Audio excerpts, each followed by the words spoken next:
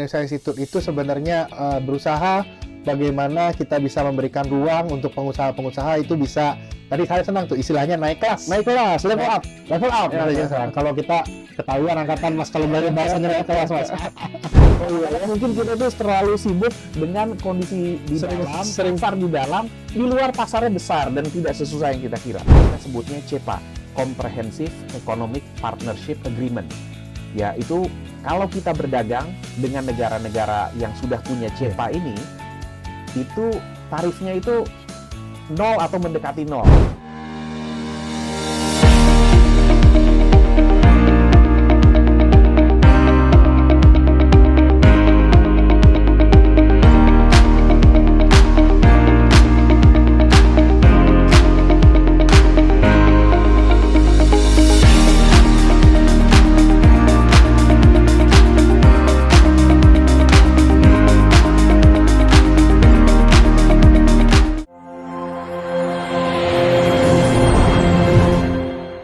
Selamat datang di kanal Kadin Indonesia Institute dengan saya Fakhrul Fulvian selaku Direktur Insight. Pada kesempatan kali ini rekan-rekan kita telah kedatangan Direktur Eksekutif dari Kadin Indonesia Institute, Bapak Mulya Amri PhD. Apa kabar Mas Mulya? Halo, kabar baik Mas Fakhrul.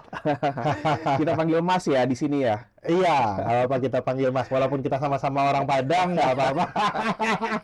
Kita budaya Jawa, kalau di Jakarta budaya Jawa, tapi pada intinya sama-sama paham lah ya dari mana lah ya. Udah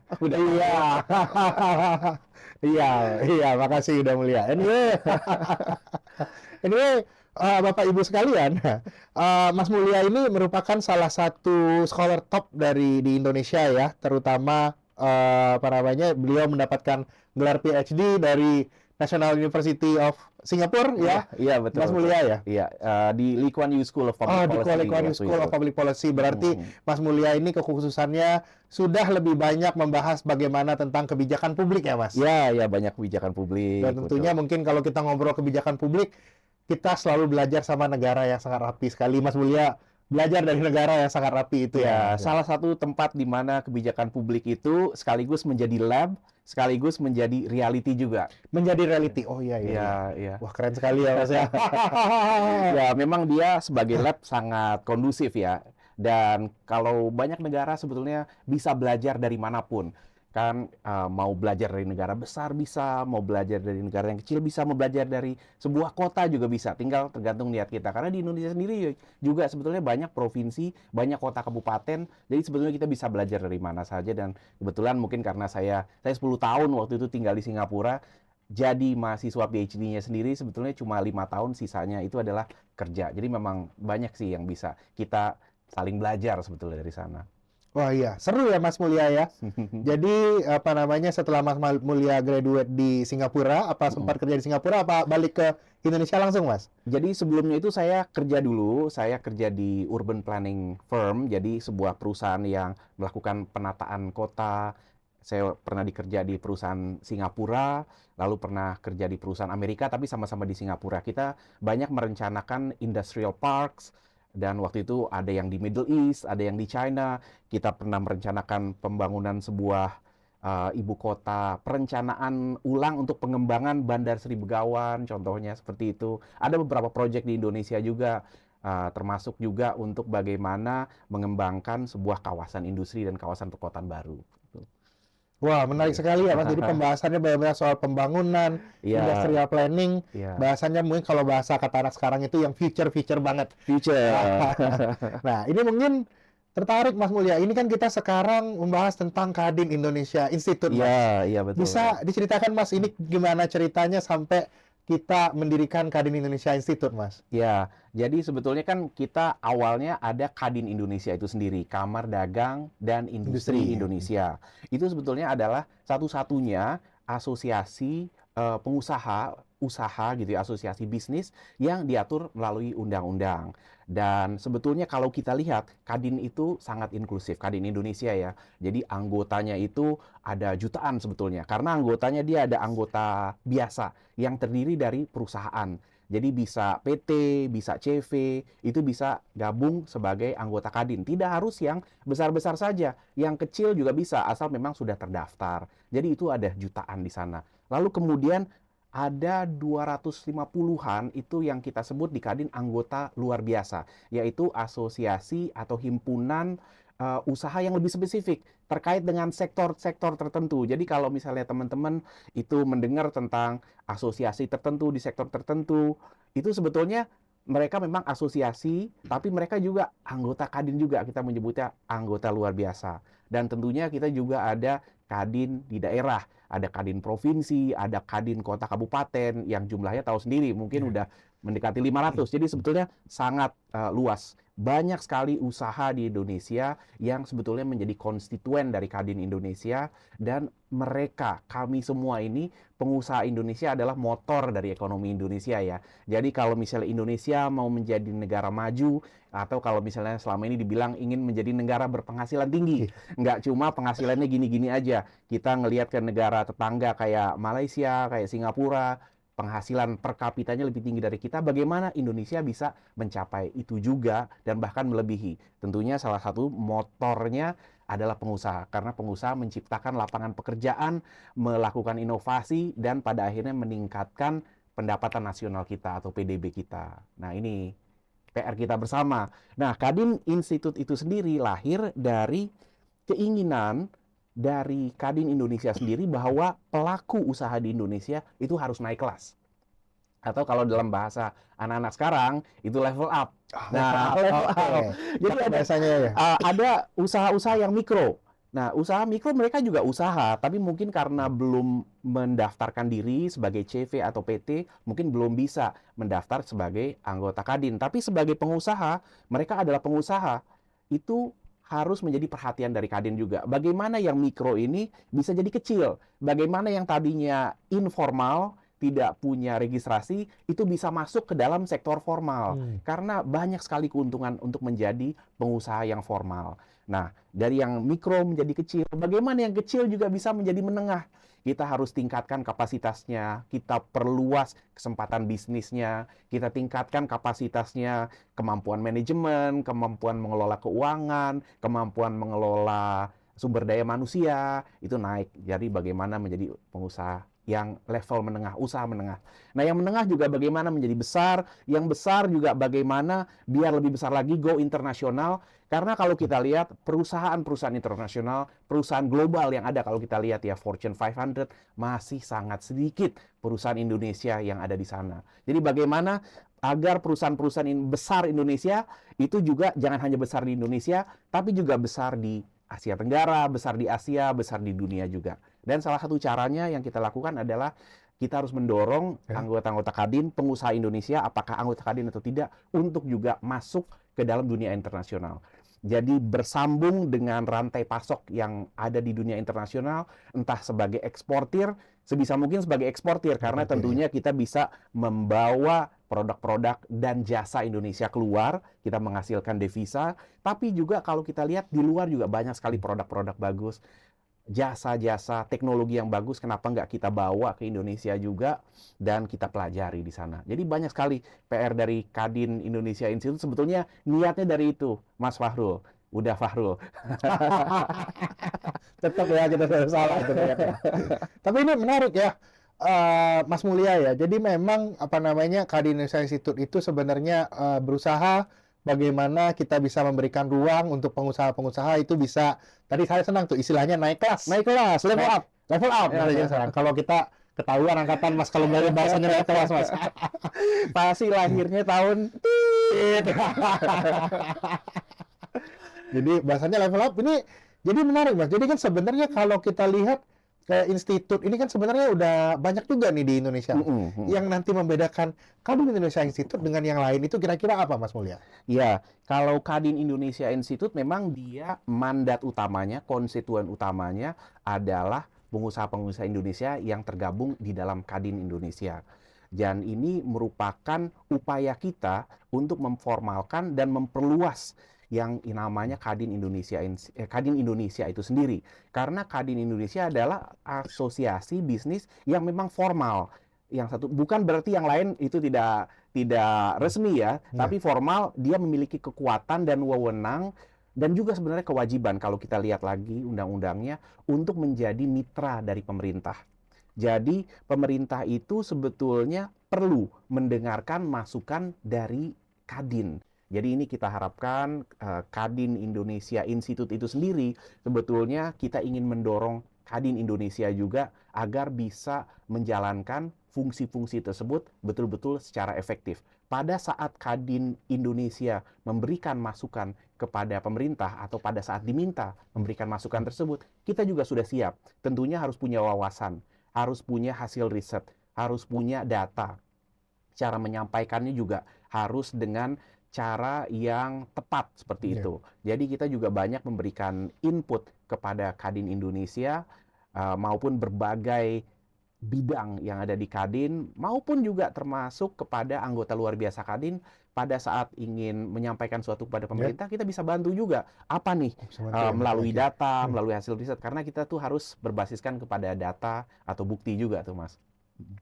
Iya, iya, benar ya Mas Mulya ya. Tapi memang benar itu Mas, karena memang itu ya kalau yang beberapa kali saya banyak ngobrol ya Hmm. dari pengusaha, baik itu pengusaha daerah ataupun pengusaha nasional, Hmm. rata-rata mereka itu sebenarnya pengen tahu ini kita gimana sih situasi bisnisnya itu sekarang gitu. Iya, iya, Karena memang kondisi sekarang ini data dan lain-lain itu masih scattered Mas di iya, mana-mana. iya betul. Mungkin misalnya saya seorang pengusaha di bidang apa namanya pengrajin rotan dari Sumatera, saya mungkin nggak begitu tahu itu bagaimana perkembangan pasar, apakah produk saya masih relevan, apakah saya harus upgrading kemana. Kira-kira dengan Kadin Indonesia Institute ini apa bisa dibantu Mas hal seperti itu? Iya, ini salah satu yang memang menjadi mandat kita. Kita itu ada 3 sebetulnya Hmm, ya, mandat utama atau pilar utama dari ya. kegiatan Kadin Hmm, Indonesia Institute. Satu adalah peningkatan kapasitas atau training lah ibaratnya ya. training. Bagaimana pengusaha Indonesia ini bisa level up tadi itu. Hmm. Tentunya dia kapasitasnya harus lebih tinggi, harus memiliki kemampuan yang lebih tinggi. Jadi kita banyak sekali menyelenggarakan training. Yang kedua, mereka harus punya wawasan, insight gitu ya. Yang ini harus berdasarkan data, berdasarkan riset, tapi juga berdasarkan dari contoh-contoh kasus yang sudah berhasil. Orang ingin berhasil, kenapa enggak kita belajar dari data, kita belajar dari perusahaan yang sudah berhasil. Jadi yang pertama tadi training atau pelatihan, yang kedua adalah wawasan atau riset gitu Oh, ya, atau melakukan ya semacam seminar, berbagi wawasan lah, berbagi wawasan. Dan yang ketiga ada datanya juga, bahwa semua itu kita lakukan berdasarkan data. Jadi Kadin Indonesia Institute juga sedang mengembangkan berbagai data dashboard ya, di mana orang kemudian bisa tinggal buka HP-nya, mencari peluang. Saya punya produk apa misalnya saya punya produk X, ini kira-kira bisa dijual kemana aja nih? Kalau misalnya daerah lain di Indonesia bisa di daerah mana yang paling membutuhkan produk ini? Kalau misalnya negara lain saya mau ekspor, negara mana wah yang bisa paling bisa dibikin datanya ya Mas ya? Oh Ada ya? bisa, bisa. Datanya itu sebetulnya kalau Oke. untuk antar negara itu sebenarnya sudah ada dan sebetulnya bagaimana ini bisa sampai ke tangan para pengusaha-pengusaha. Disinilah peran Kadin Indonesia Institute itu bisa membahasakannya dengan yang bisa diterima dan bisa dipahami secara cepat oleh pengusaha-pengusaha Indonesia. Oke, menarik sekali ya, Mas Mulya ya. Hmm. Kalau memang bisa seperti itu ya, Hmm. mungkin pengusaha juga jadi sangat terbantu ya, karena Iya. memang mengerti tren baru ini kan soalnya di kondisi sekarang ini kan berbeda dari zaman dulu ya, Mas. Kondisi Hmm. sekarang ini makin hari makin cepat, trennya mungkin nggak lebih dari 1 tahun, Yes. produknya berubah gitu. Jadi mungkin di berbagai macam industri itu perubahan-perubahannya itu jadi apa namanya, saking cepatnya, memang ini apa namanya, memunculkan ketakutan tersendiri gitu, Iya. Mas. Hmm. Jadinya kalau dari Mas Mulia melihat kondisi dari apa namanya bisnismen di Indonesia saat ini, Hmm. itu kira-kira apa namanya asesmen awal dari Kadin Institute, Mas? Iya. Melihat kebutuhannya, jadi apa nih kebutuhan yang paling banyak dari pebisnis di Indonesia saat ini terkait informasi? Iya, pertama kalau kami lihat ya Hmm. di Kadin Indonesia Institute itu peluang bisnis. Yang Oh, pertama peluang ya, bisnis ya, jelas peluang ya, Mas ya. bisnisnya itu apa, dan tentunya bagaimana menangkap peluang bisnis tersebut.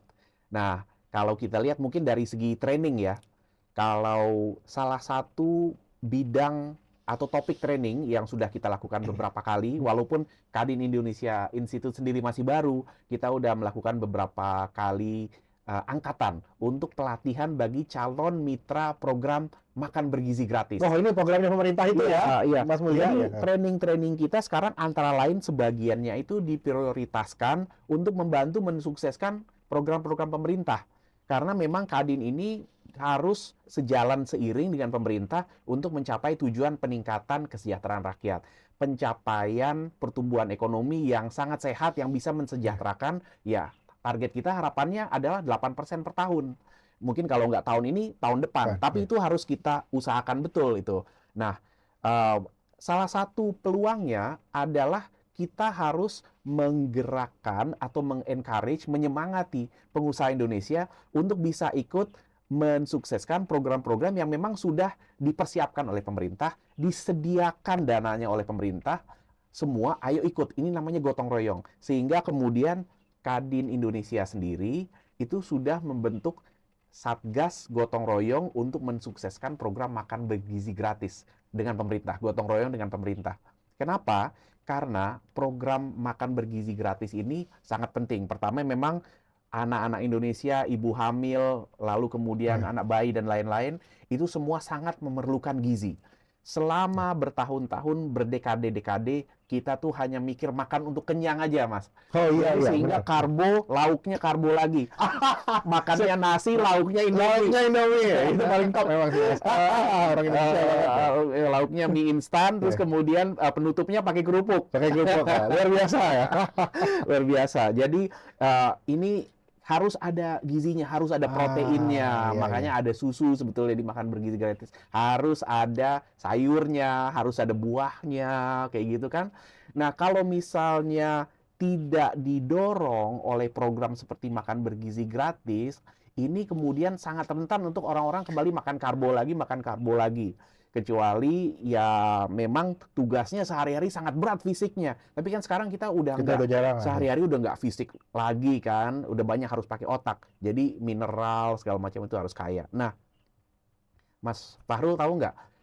Kalau program makan bergizi gratis ini sudah berjalan skala penuh ya, full scale, itu akan perlu berapa dapur se-Indonesia, tahu nggak? Nah, berapa itu, Mas? Kayaknya banyak ya, Mas ya. Nggak Banyak. mungkin 500 aja nggak mungkin kayak gitu.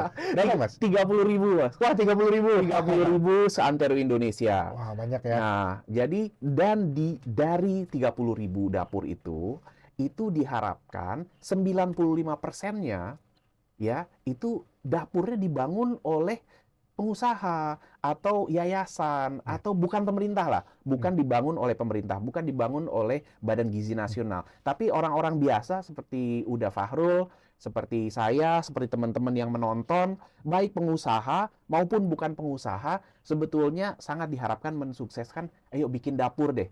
Ini budgetnya udah ada untuk kita racik, kita makan, kita masak jadi makanan, perlu dapurnya, perlu peralatannya. Nah, ini sangat kita perlukan. Jadi, pemerintah ini sebetulnya sedang menggandeng pengusaha maupun individu-individu untuk berpartisipasi bagaimana caranya menyediakan dapur atau bahasa kerennya SPPG, Satuan Pemenuhan Pelayanan Gizi. Oke. Nah, inilah kemudian kita mengencourage anggota-anggota Kadin, pengusaha, ayo bagaimana sih caranya bisa menjadi mitra program makan bergizi gratis dengan mendirikan dapur. Jadi kalau saya mau punya dapur, saya bisa hubungi Kadin Indonesia Institute ini, Mas? Ya, jadi Kadin Indonesia Institute itu menyelenggarakan rutin sejauh ini dengan Satgas MBG Kadin Gotong Royong dan juga dengan Yayasan Indonesia Food Security Review. Jadi kita udah 2 angkatan sejauh ini bagaimana menjadi mitra untuk program MBG itu. Jadi bisa hubungi Kadin Institute, nanti kita akan beritahu kapan ada pelatihan berikutnya. Itu baru salah satu tuh, Mas. Wah, itu menarik itu, Mas. Aku kan sebenarnya kepikiran juga mau buka dapur, tapi itu kira-kira mikir ribetnya, ini yang dibahas apa aja itu di pelatihannya, Mas? Ya pertama tentunya harus ada standarnya kan dapur itu. Iya, kalau nggak kita takut ada macam-macam lah, nama juga makanan kan? Iya, namanya makanan, jadi banyak rentan. Jadi ada standar kesehatannya, standar kebersihan. Tentunya ada ukuran dapurnya harus seperti apa. Lalu kan ada barang masuk ya, barang mentah, yaitu sayur, buah, daging mentah masuk. Itu masuk, begitu masuk sampainya di mana, disimpannya bagaimana, ketika kemudian udah siap untuk dimasak, dipotong-potongnya gimana, cara motong. Itu semua ada ruang-ruangnya, dibersihkannya di mana. dimasak, dikemasnya di mana ke dalam baki-baki makanannya. Lalu kemudian ada banyak, jadi itu baru dari flow makanan ya, flow barang. Lalu kemudian dari pengelolaan sumber daya manusia. Karena setiap dapur itu mungkin bisa jadi akan ada sampai 50 orang pekerjanya di sana. Tentunya kepala dapurnya sendiri adalah orang yang ditunjuk dari Badan Gizi Nasional di sana ya, pimpinan dapurnya, tapi di bawahnya itu akan ada juru masaknya, akan ada juru potong-potongnya, akan Makanya ada yang ramai itu ya. bersih-bersih gitu kan, ada yang mengantarkan makanan ke sekolah-sekolah seperti itu. Iya. Jadi rame itu 40 sampai 50 orang itu bisa kerja hampir sepanjang hari itu. Menarik, Mas. Sebenarnya sih kalau MBG ini sebenarnya kan hal yang mungkin beberapa orang udah lihat langsung itu kan baru percaya kan. Jadi Iya. mungkin tahapnya sekarang seeing is believing sebenarnya, Mas. Yes. Tapi dari seeing is believing ini yang udah Mas Mulia lihat, ini apa sih hal yang paling menarik dari MBG ini sebenarnya, Mas? Yang dari MBG ini, Iya. yang paling menarik sebetulnya kalau dari peserta selama ini adalah bagaimana menjadi bagian dari gerakan nasional. Saya lihat pertama bahwa ini mereka tuh berkontribusi di dalam gerakan nasional untuk meningkatkan taraf gizi Indonesia, tapi juga di sana mereka itu bisa nggak rugi lah sebetulnya Nggak rugi, untuk ya. berpartisipasi. Jadi bukan hanya kerja bakti sebetulnya, karena dengan menjadi pengusaha dapur misalnya Iya. gitu ya, atau orang yang mendirikan dapur, itu sebetulnya adalah semacam kompensasi bahwa bangunannya itu dipergunakan, peralatannya dipergunakan. Jadi ada juga pemasukan selain tentunya dari masyarakat sendiri, anak-anak itu mendapatkan makanan bergizi. Jadi ada semacam satu kontribusi pada program nasional sendiri. Iya. Kedua bahwa ini ada keuntungan yang wajarnya lah di sini ya. Jadi jangan khawatir bahwa ini nanti akan boncos. Iya. Malah justru sebetulnya ini bisa menjadi peluang, apalagi di saat-saat sektor-sektor ekonomi lainnya mungkin tidak sebesar dulu. Kalau kita lihat dulu mungkin infrastruktur, banyak sekali proyek infrastruktur, banyak peluang di sana, sehingga banyak pengusaha di daerah kemudian bergeraknya sebagai kontraktor. Kontraktor. Nah, Iya. kalau sekarang sebetulnya peluangnya itu ada di sumber daya manusia, termasuk gizi tadi. Jadi sebetulnya bagi pengusaha-pengusaha itu bisa memperhatikan ini sebagai peluang untuk terus ke depan, dan ini mudah-mudahan kita akan berlanjut ke depan. Nah, ini sebenarnya hanya salah satu dari contoh pelatihan yang dilakukan sama Kadin Indonesia Institute, Mas, untuk mendukung program prioritas pemerintah gitu. Menarik, Mas. Berarti nanti untuk proyek dan program pemerintah lainnya juga bisa ada ya? Yes, Bisa betul. jadi mungkin ada pelatihan untuk untuk koperasi Merah Putih. Yes. Terus juga proyek 3 juta rumah dan lain-lain. Itu kayaknya wah menarik ya. Jadinya memang ini kayak sebagai oase, tempat belajar, tempat upgrading untuk pengusaha gitu ya. Iya, betul. Iya. Jadi memang itu untuk program pelatihan yang terkait dengan program prioritas pemerintah ya. Kalau yang nggak terkait pemerintah, kita bikin juga nggak, Mas? Oh iya, kita bikin juga. Kalau kita sendiri dari Kadin, sebetulnya contohnya itu atau fokusnya itu tadi adalah untuk level up UMKM. UMKM itu naik kelas gitu ya. Tapi juga bagaimana perusahaan-perusahaan di Indonesia itu bisa go internasional. Jadi kita nantinya akan lebih banyak lagi pelatihan-pelatihan terkait ekspor, Mas. Oh, terkait ekspor nanti ada pelatihannya. Menarik. Apalagi sekarang itu sebetulnya Indonesia sudah punya perjanjian dagang yang komprehensif, kita sebutnya CEPA, Comprehensive Economic Partnership Agreement. Ya, itu kalau kita berdagang dengan negara-negara yang sudah punya CEPA ini, itu tarifnya itu 0 atau mendekati 0. Oh, menarik ya, Mas. Ini juga tertarik ya. Kita kan baru aja kemarin katanya Indonesia tarifnya kena 22%, 32% sama Amerika Serikat. Tapi ini ternyata juga ada yang 0 ya, Mas? Ada yang 0. Kita Indonesia dengan Australia itu udah punya IA CEPA, Indonesia Australia CEPA. Lalu kemudian dengan beberapa negara lain sebetulnya udah ada. Dengan Korea juga udah ada CEPA. Dengan Uni Emirat Arab juga udah ada CEPA. Sebentar lagi, beberapa hari lagi mestinya Indonesia akan memfinalisasi teks CEPA dengan EU, European Union. Wah, menarik ya, Mas. Tapi ini kenapa nggak terlalu banyak loh orang yang bahas ini, Mas Mulia? Itu dia. Kenapa itu? Ada banyak peluang ekspor di luar negara-negara yang kita sebut tadi. Itu nggak semuanya saya sebut, ada lagi yang lain-lain ya. Tapi sebetulnya ketika ada peluang ini sebetulnya harus kita manfaatkan seluas-luasnya. Apa yang menjadi kebutuhan di Australia, di Uni Emirat Arab segala macam, nanti di Uni Eropa, itu sebetulnya kita punya kesempatan untuk menawarkan barang dan jasa kita ke sana. Termasuk juga jasa sumber daya manusia sebetulnya, migrant worker atau pekerja migran. Jadi itu sebetulnya punya sangat peluang yang besar untuk mendatangkan devisa bagi kita, dan juga itu akan memberikan dampak bagi dunia juga. Mereka juga butuh, kita juga butuh, dan itu juga akan memberikan kontribusi yang besar bagi pertumbuhan ekonomi 8% tersebut. Jadi kita banyak mengembangkan pelatihan-pelatihan ini terkait dengan ekspor. Jadi nanti akan ada pelatihan bagaimana memanfaatkan ekspor ke Uni Eropa, ke Australia, dan lain-lain ya. Jadi training ekspor, termasuk juga mungkin kita carikan fasilitas untuk ekspor dan lain-lain gitu. Oh iya, menarik ya Mas. Jadinya memang banyak yang bisa aku pelajarin tuh. Aku juga kadang melihat ya, Indonesia kan sebenarnya salah satu negara dengan wilayah laut yang besar. Iya. Tapi kalau kayak sekarang ya ternyata ekspor perikanan kita belum terlalu dominan. Mungkin hal kayak gitu tuh bisa banyak dibahas nanti ya Mas ya. Yes, betul. Nah itu nanti akan kita berikan dalam bentuk insight. Jadi sebetulnya, jadi kan kita ngomongin training ya. Yang dilakukan oleh Kadin Indonesia Institute juga selain itu ada memberikan wawasan. Jadi kita menghadirkan perusahaan-perusahaan yang sudah berhasil melakukan ekspor. Tadi Mas Fahrul sebut ekspor perikanan. Bulan lalu kita sudah menyelenggarakan itu ya, semacam business opportunity outlook, menampilkan peluang untuk ekspor ikan atau produk-produk perikanan ke Amerika Serikat. Dan ternyata minatnya sangat besar dan juga peluangnya sangat besar, dan ternyata tidak sesusah itu. Mungkin kita tuh terlalu sibuk dengan kondisi di dalam, pasar di dalam, di luar pasarnya besar dan tidak sesusah yang kita kira. Seringkali kita bukan yang nggak paham, cara mikirnya salah. Seringkali kayak gitu. Iya. Kurang luas.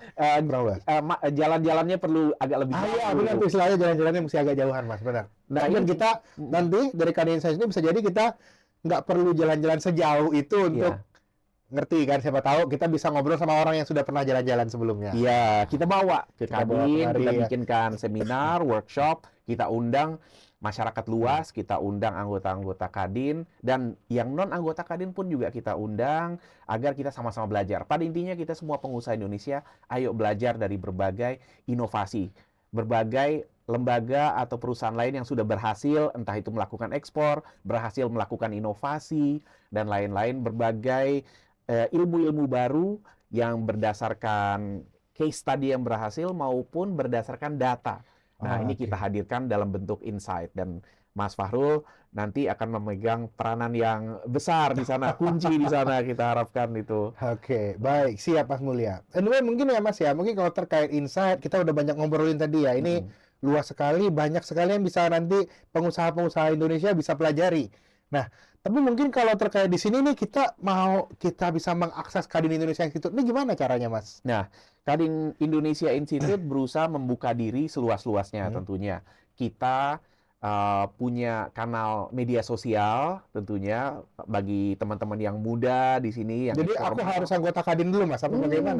Enggak. Follow aja langsung. Kadin ya. Indonesia Institute di Instagram, banyak sekali informasi. Jadi kalau ada informasi soal pelatihan, informasi soal seminar, itu akan dihadirkan di sana, informasi soal penerbitan Kadin Indonesia Institute. Jadi sekarang ini kita juga sebagai bentuk insight kita menerbitkan Kadin Geopolitical Pulse.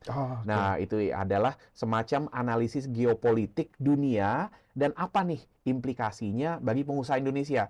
Ketika terjadi kondisi gonjang-ganjing di dunia minggu ini, nah pengusaha Indonesia bisa mengambil peluang apa dari sana, seperti itu. Jadi jangan hanya khawatir kita perlu siap-siap, tapi juga kita perlu mencari peluangnya apa. Itu setiap minggu terbit Kadin Indonesia Institute Geopolitical Pulse. Dan nantinya akan ada terbitan-terbitan lainnya. Mungkin kita juga ada Business Pulse. Ya, seperti itu. Mungkin ada Economic Outlook dan lain-lain. Seperti itu. Nanti akan ada penerbitan publication dari Kadin Indonesia Institute. Kita akan tampilkan juga di sana. Kita juga ada website tentunya ya. kadininstitute.id. Nanti bisa kita lihat di situ ya Pak ya. Mas ya. Penasaran pengen lihat kayak gimana sih kemarin pelatihannya, bisa dilihat laporannya di website Kadin Institute, Kadin Indonesia Institute, dan macam-macam.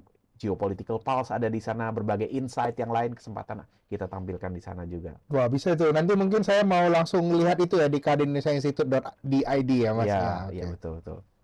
Oke.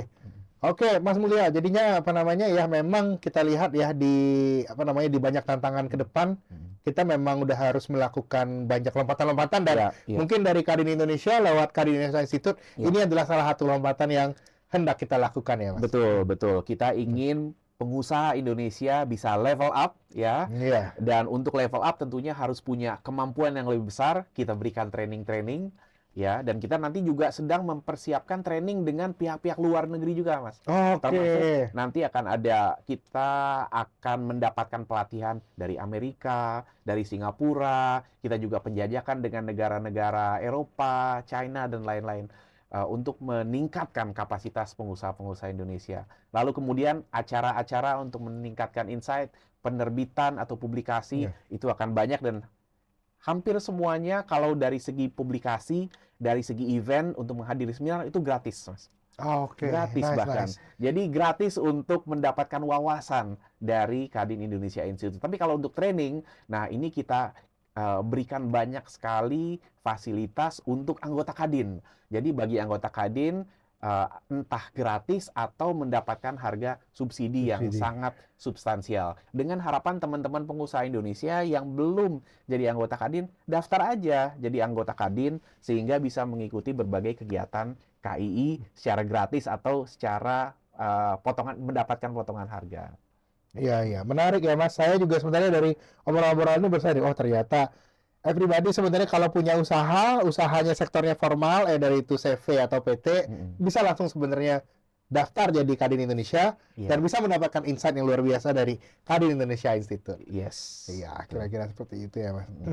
Nah, sekarang saya mau tanya nih, Mas Fahrul. Gimana tuh, Mas Mulya? Tadi kita udah bicara soal Kadin Indonesia Institute-nya ya. Nah, sebetulnya kita juga sangat senang sekali di sini ada Mas Fahrul sebagai Direktur Insight ya, di sini sebagai salah satu ekonom Indonesia yang sudah punya banyak track record dan banyak tulisan maupun pemikirannya itu diakui dan menjadi rujukan. Nah, kira-kira bagaimana nih tentunya bagi banyak pengusaha Kadin, pengusaha-pengusaha yang anggota Kadin, mereka ini juga ingin tahu peluang-peluang apa yang terbuka bagi mereka sekarang di tengah kondisi seperti ini.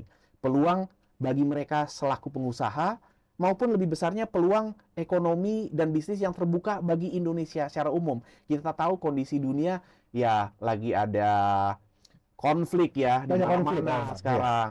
Dan lalu kemudian berbagai kondisi yang beda lah dibanding tahun lalu atau bahkan 5 tahun lalu. Gimana Mas Fahrul ngelihatnya nih?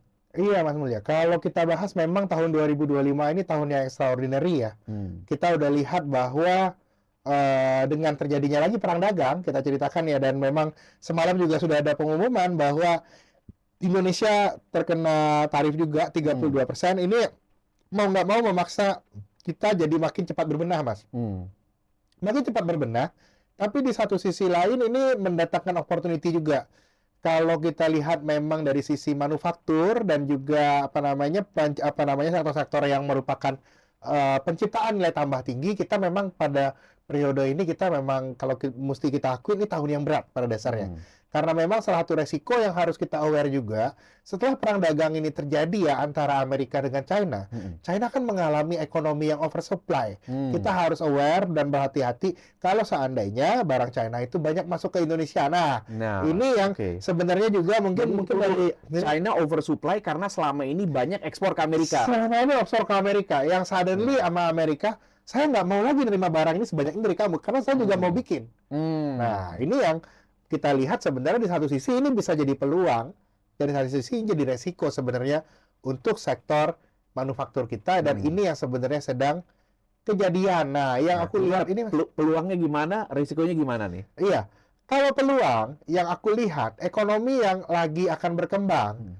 ini terutama kalau aku lihat akan ada fenomenanya di tahun 2025 dan awal tahun 2026.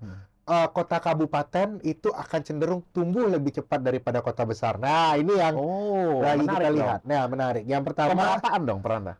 partly ya, pemerataan ini sebenarnya sesuai juga dengan program pemerintah kita ya. Mm-mm. Pemerintah kita kan yang sebenarnya ingin bagaimana pertumbuhan itu lebih merata, Mm-mm. dan memang sektornya ya terkait dengan program pemerintah tadi, sektor pertanian aku lihat dan perkebunan ini bisa akan mengalami perbaikan. Mm. Baik karena ada kebijakan pemerintah, contohnya makan bergizi gratis, dan juga fenomena supply demand itu sendiri. Mm. Kita bisa lihat harga soft commodity itu lagi tinggi-tingginya, Mas. Mm. Harga kopi kemarin all time high, harga coklat juga lagi mahal. Mm. Terus juga yang menarik ini harga karet ya yang bertahun-tahun sudah rendah itu sudah naik, dan aku lihat ini industri ya, walaupun kita mau nggak mau tetap harus lihat bahwa sektor ekstraktif dan juga sumber daya alam di Indonesia ini adalah ekonomi yang dominan. Ini yang nantinya saya lihat akan growing duluan. Ini aku lihat ini bisa menjadi bantalan untuk masyarakat kita ya. Ini yang kita lihat jadi opportunity, dan yang aku lihat bagaimana kalau di sisi perkotaannya. Mm-mm. Di sisi perkotaannya yang aku lihat memang untuk cerita tahun ini perlambatan ekonomi kan sudah kelihatan ya di kuartal 1. Mungkin sampai kuartal 2 data itu mungkin masih akan jelek, tapi kita berharap dengan kemarin juga Kementerian Keuangan dan pemerintah sudah membuka kembali anggaran, Pak. Kalau anggarannya tunggu-tunggu. Wah, ketika ada pembukaan anggaran, ini yang mudah-mudahan akan menjadi dorongan besar di kuartal 3 yang sedang Iya. berjalan ini dan kuartal 4. Nah, karena terutama anggaran untuk sektor-sektor mana nih terutama yang menjadi peluang terbesarnya? kalau yang pertama, kalau anggaran yang kemungkinan bisa disbursemen cepat, itu yang terkait dengan bantuan sosial. Yang saya harapkan juga habis ini belanja terkait dengan infrastruktur dan pekerjaan umum itu mudah-mudahan bisa keluar kembali. Udah naik lagi Dan ya. juga kalau kita lihat dari postur realisasi APBN first half 2025 yang bakal banyak harus digenjot itu sebenarnya belanja dari kementerian dan lembaga. Nah, belanja kementerian dan lembaga ini Bapak Ibu pengusaha sekalian mudah-mudahan akan kembali. Yang saya percaya Bapak Ibu pengusaha sudah tahu lah, mereka sudah paham bagaimana caranya untuk mendapatkan benefit dari tren seperti ini. Nah, jadi jangan lesu sekarang ya. Jangan lesu. Ini cerita lesunya pada dasarnya udah. Apakah akan lebih jelek lagi daripada hari ini? Aku rasa sudah selesai.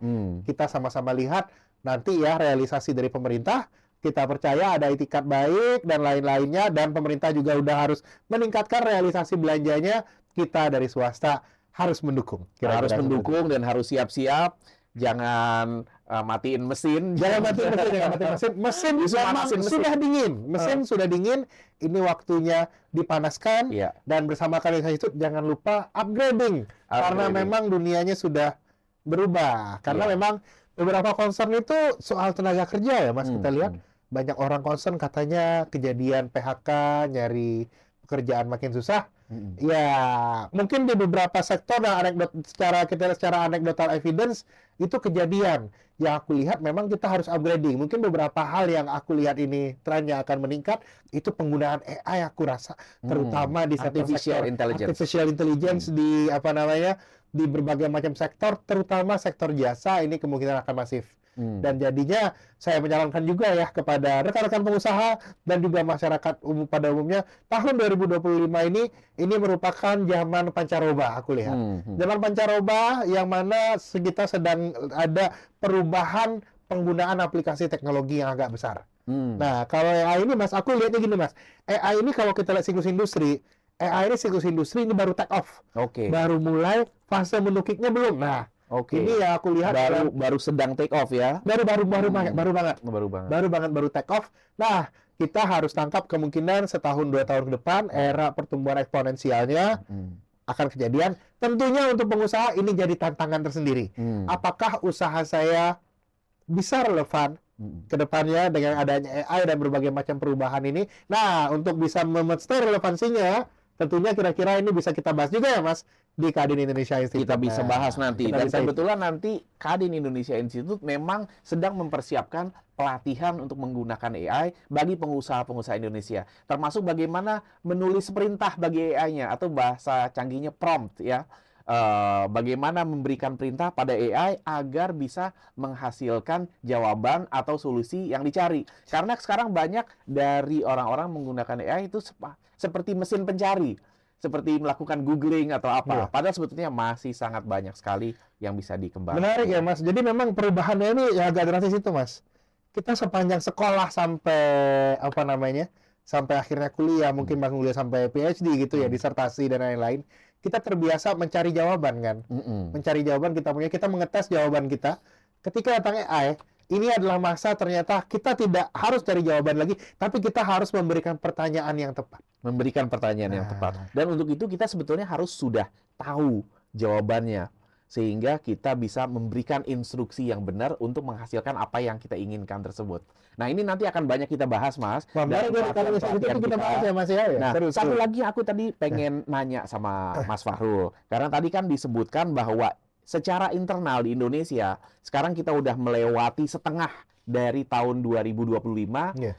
Dan paruh kedua dari 2025, Mas Fahrul optimis bahwa ini adalah masanya dari segi anggaran pemerintah udah akan lebih banyak digelontorkan. Jadi sebetulnya mesinnya harus dipanaskan. Tapi kita juga melihat bahwa secara global, tadi kita udah sempat membahas tentang perang dagang atau perang tarif dari Amerika. Indonesia juga kena tarif dari Amerika, kita juga masih negosiasi. Tapi kalau kita lihat di daerah-daerah lain di dunia itu masih ada beberapa konflik. Ada konflik di Timur Tengah, konflik Rusia dengan Ukraina, lalu kemudian juga ketegangan di antara China dengan Taiwan juga masih ada, dan lain-lain. Bagaimana ini semua mempengaruhi kondisi bisnis Indonesia di tahun 2025 paruh kedua? Apakah kita akan melihat dampak seperti apa yang bisa kita lihat dan peluang apa yang harus diambil oleh pengusaha Indonesia? Kalau kita lihat ya sebenarnya ya semenjak krisis geopolitik di mana-mana ini meningkat Mas Mulya, saya selalu bilang terutama ya pada banyak pengusaha, investor dan lain-lain, world will never be the same anymore. Ini sudah berbeda. Perbedaannya apa? Bahwa kalau dulu diktum dari pasar bebas itu masih berjalan, kita bisa assume bahwa kita bisa berbisnis itu untuk jangka panjang dan kondisi akan seperti ini Pak, tenang. 5 tahun, 10 tahun lagi tidak akan berubah. Sekarang perubahan itu terjadi dalam hitungan hari, dalam hitungan jam Pak. Kayak yang kejadian pagi ini, ada pengumuman Donald Trump, ada surat katanya fix tarif kita 32%, cuman ternyata masih bisa diobrolin sampai akhir Agustus. Masih bisa itu perubahannya dalam hitungan jam, Mbak. Ini problemnya ini, kondisi ini aku lihat pengusaha Indonesia harus aware ini bakal kejadian. Dan beberapa requirement-nya ini berubah nih.